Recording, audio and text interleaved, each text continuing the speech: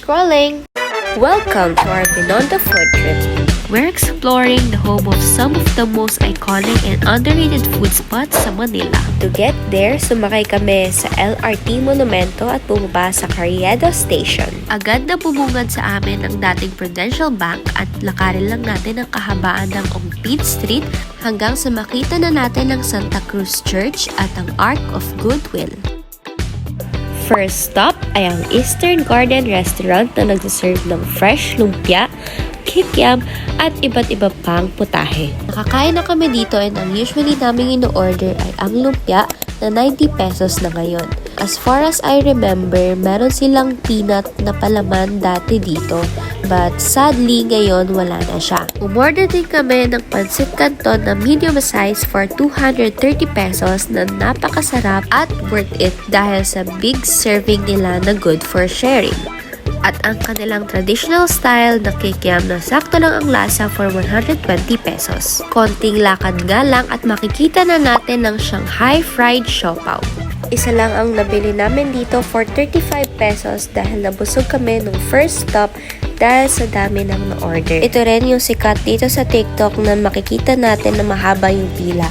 But luckily, wala gaanong tao. Kaya ang suggested time na magpunta kayo dito is around 10 a.m. hanggang 11 a.m. While walking, makakakita kayo ng iba't ibang prutas hanggang sa makapunta na tayo sa Salazar Bake Shop na sikat para sa kanilang pasalubong pastries.